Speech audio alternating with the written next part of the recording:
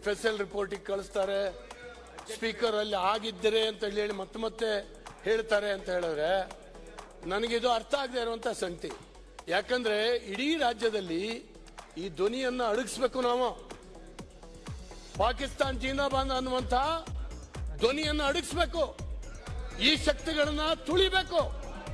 ಇಲ್ಲದೆ ಹೋದ್ರೆ ಈ ದೇಶಕ್ಕೆ ಉಳಿಗಾಲ ಇಲ್ಲ. ನಾವೇ ನೋಡಿದ್ವಿ ಎಲ್ಲೆಲ್ಲಿ ದೀಪಾವಳಿಯ ಪಟಾಕಿ ರೀತಿಯಲ್ಲಿ ಈ ದೇಶದಲ್ಲಿ ಬಾಂಬ್ಗಳು ಸಿಡಿತಾ ಇತ್ತು. ಮಾನ್ಯ ಅಧ್ಯಕ್ಷರೇ, ಸ್ವಲ್ಪ ಗೋಪಾಲಕೃಷ್ಣ ಅವರೇ ಪ್ಲೀಸ್ ದಯವಿಟ್ಟು ನೀವು ಸ್ನೇಹಿತರು ಕೂತ್ಕೊಳ್ಳಿ. ನೀವು ಆಮೇಲೆ ಮಾತಾಡಿ. ಸರಿ ರೀ, ನಾನು ಅದನ್ನೇ ಹೇಳ್ತಾ ಇದ್ದೀನಿ. ಸರ್, ಈಗ ಇಡೀ ದೇಶದ ಉದ್ದಗಲಕ್ಕೂ ಒಂದು ಕಾಲದಲ್ಲಿ ದೀಪಾವಳಿ ಪಟಾಕಿ ಸಿಡಿದಾಗೆ ಬಾಂಬ್ಗಳು ಸಿಡಿತಾ ಇತ್ತು.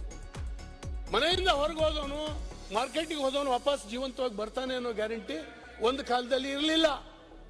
ಆ ರೀತಿಯ ವಿದೇಶಿ ಶಕ್ತಿಗಳು ಇಲ್ಲಿ ಕೆಲಸ ಮಾಡ್ತಾ ಇತ್ತು. ಪಾಕಿಸ್ತಾನದ 500 ರೂಪಾಯಿ ಕೂಲಿಗೆ ನಮ್ಮ ಜಮ್ಮು ಕಾಶ್ಮೀರದಲ್ಲಿ ನಮ್ಮ ಪೊಲೀಸರ ಮೇಲೆ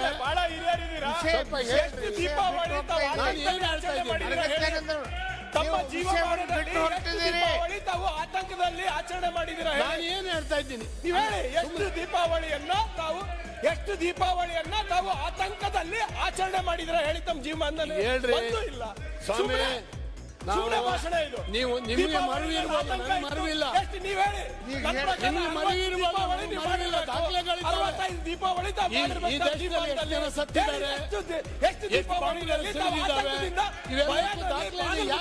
ಆಚರಣೆ ಮಾಡಿದ್ರೆ ಉತ್ತರ ಕೊಡಿ.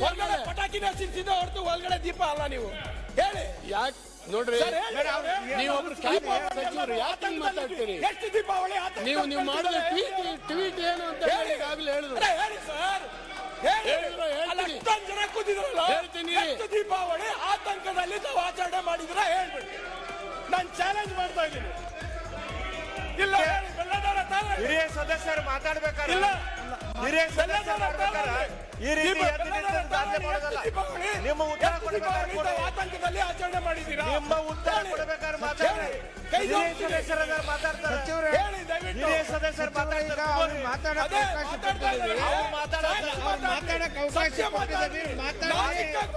ಸರ್ಕಾರ ಕೊಡ್ತದೆ. ದೀಪಾವಳಿ ಆತಂಕದಲ್ಲಿದೆ. ಎಷ್ಟು ದೀಪಾವಳಿ ಮಾಡಿದ್ರು ಆತಂಕದಲ್ಲಿ ಹೇಳಿ ನಮ್ಗೆ. ಪ್ರಿಯಾಂಕಾ ಅವ್ರು ಮಾತಾಡ್ತಾರೆ.